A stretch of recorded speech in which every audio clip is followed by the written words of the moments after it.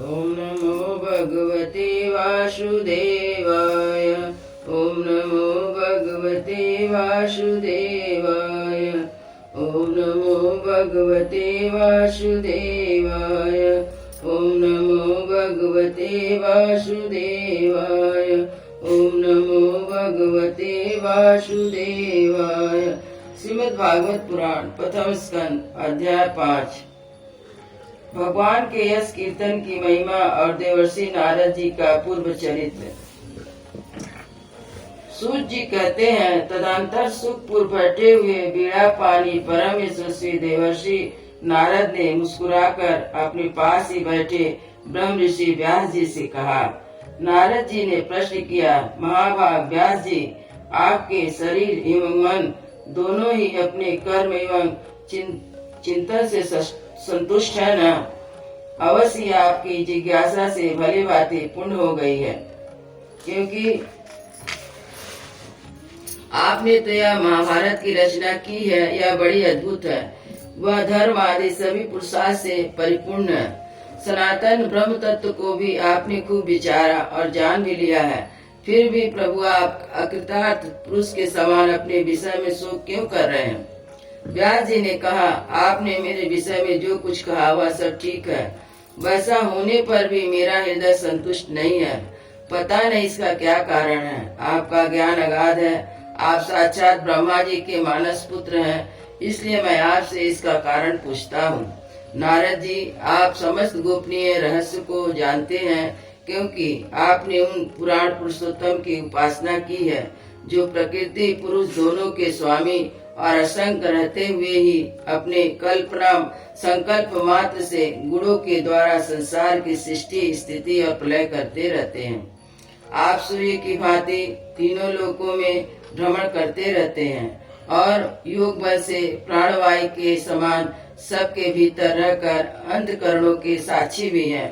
योग अनुष्ठान तथा नियमों द्वारा पर ब्रह्म और शब्द ब्रह्म दोनों की पूर्ण प्राप्ति कर लेने पर भी मुझ में बड़ी कमी है। उसे आप कृपा करके बतलाइए। नारद जी ने कहा, व्यास जी, आपने भगवान के निर्मल यश का गान प्राय नहीं किया।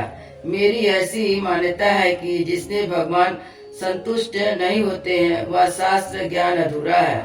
आपने धर्म आदि पुरुषार्थ का तो जैसा निरूपण किया है, भगवान श्री कृष्ण की महिमा का वैसा निरूपण नहीं किया। जिस वाणी से चाहे वह रास भाव अलंकार आदि से ही क्यों न हो, जगत को पवित्र करने वाले भगवान श्री कृष्ण के यश का कभी गान नहीं होता। वहाँ तो कौवे के लिए भी उच्छिष्ट फेंकने के स्थान के समान अपवित्र मानी जाती है। मानसरोवर के कमनीय कमल वन में विहार करने वाले हंसों की भांति ब्रह्म धाम में विहार करने वाले भगवत चरणारविंद आश्रित परम हंस भक्त कभी उसमें रमण नहीं करते।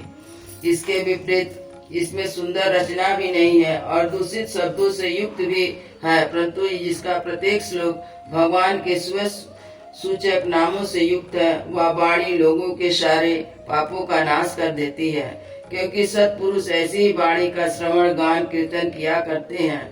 वह निर्मल ज्ञान भी जो मोक्ष की प्राप्ति का साक्षात साधन है, यदि भगवान की भक्ति से रहित हो तो उसकी उतनी शोभा नहीं होती।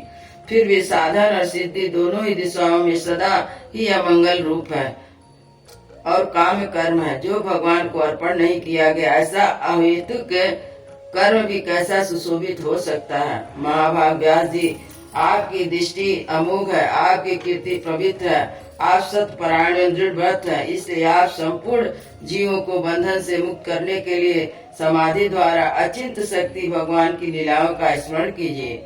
जो मनुष्य भगवान की लीला के अतिरिक्त और कुछ कहने की इच्छा रखता है, वह तो उस इच्छा से निमित्त अनेक नाम रूपों के चक्कर में पड़ जाता है। उसकी बुद्धि भेदभाव से भर जाती है। जैसे हवा के झकोरे से डगमगाती हुई डोंगी को कहीं भी ठहरने का ठौर नहीं मिलता, वैसे ही चंचल बुद्धि को कहीं स्थिर नहीं हो पाती।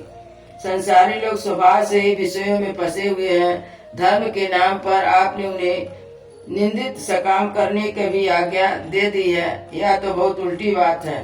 क्योंकि मूर्ख लोग आपके वचनों से पूर्वक निंदित कर्म को ही धर्म मानकर यही मुख्य धर्म है ऐसा निश्चय करके उसका निषेध करने वाले वचनों को ठीक नहीं मानते हैं।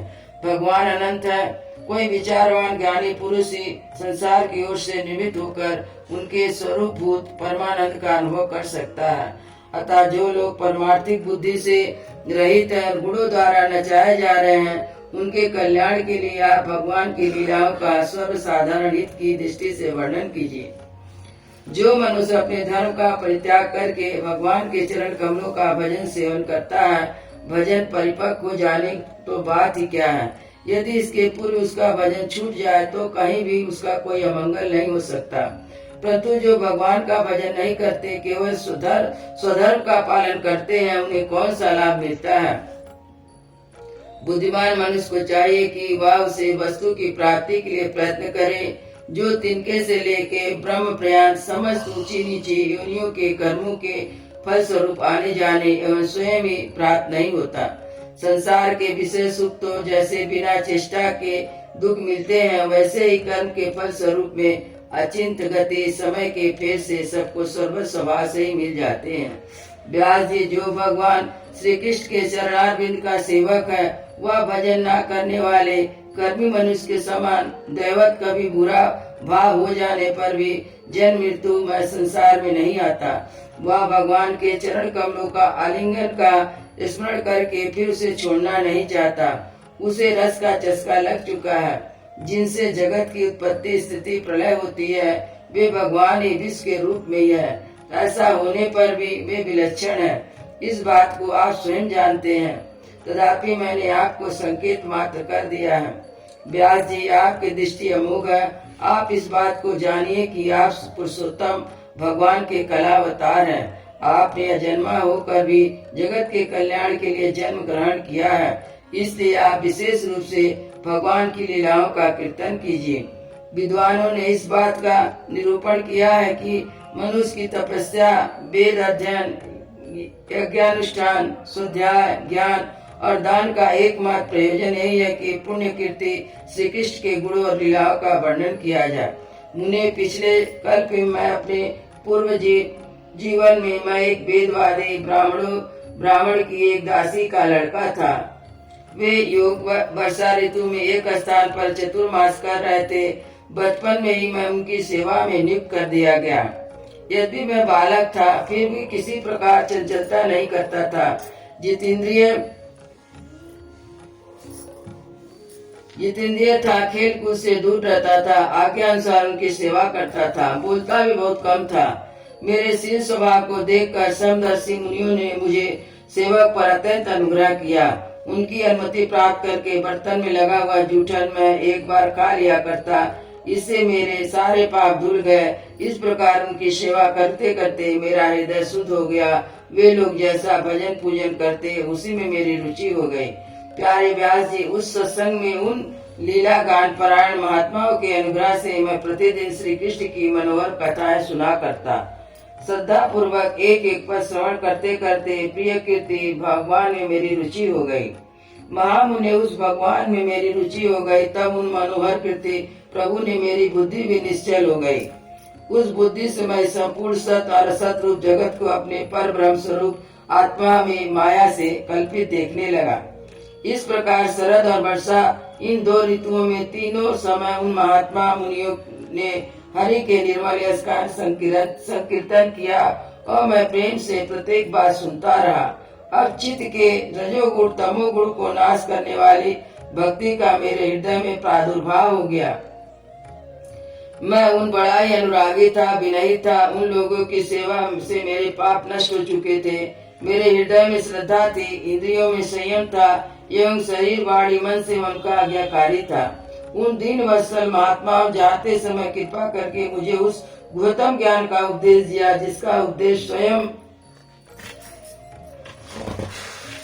स्वयं भगवान ने अपने मुख से किया है। उस उद्देश्य से जगत के निर्माता भगवान श्री कृष्ण की माया के प्रभाव से मैं जान सका, जिसके जान लेने पर उनके परम पद की प्राप्ति हो जाती है। सतसंकल्प व्यास जी, पुरुषोत्तम भगवान श्री कृष्ण के प्रति समस्त कर्मों को समर्पित कर देना संसार के तीनों तापों का एकमात्र औषधि है। यह बात मैंने आपको पहले बतला दी।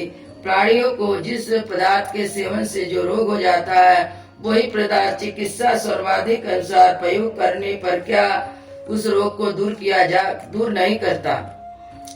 इस प्रकार यदि सभी कर्म मनुष्य को जन्म मृत्यु रूप संसार के चक्कर में डालने वाले हैं, तथापि जब वे भगवान को समर्पित कर दिए जाते हैं, तब उनका कर्मपना ही नष्ट हो जाता है। इस लोक में जो शास्त्र वेद कर्म भगवान की प्रसन्नता के लिए किए जाते हैं, उन्हें पराभक्ति युक्त ज्ञान की प्राप्ति होती है।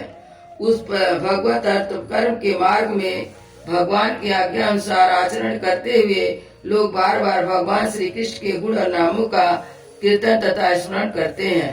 प्रभु, आप भगवान श्री वासुदेव को नमस्कार है, हम आपका ध्यान करते हैं। प्रद्युम्न, अनुरुद्ध और संकर्षण को भी नमस्कार है। इस प्रकार जो पुरुष चतुर्भुज रूपी भगवान मूर्तियों के नाम द्वारा प्राकृतिक मूर्ति रहित अप्राकृत मंत्र मूर्ति भगवान यज्ञ पुरुष का पूजन करता है, उसी का ज्ञान पूर्ण यथार्थ है। ब्राह्मण, जब मैंने भगवान की आज्ञा का इस प्रकार पालन किया, तब इस बात को जानकर भगवान श्री कृष्ण ने मुझे आत्मज्ञान, ईश्वर और अपनी भाव रूपा प्रेमा भक्ति का दान किया। व्यास जी, आपका ज्ञान पूर्ण है। आप भगवान की ही कीर्ति का, उनकी प्रेममय लीलाओं का वर्णन कीजिए। उसी से बड़े बड़े ज्ञानियों को भी जिज्ञासा पूर्ण हो जाती है। जो लोग दुखों के द्वारा बार बार रौदे जा रहे हैं, उनके दुख की शांति इसी से हो सकती है और कोई उपाय नहीं है। अयोध्या श्री राम लला की जय। वृंदावन बिहारी लाल की जय। सद्गुरु महाराज की जय।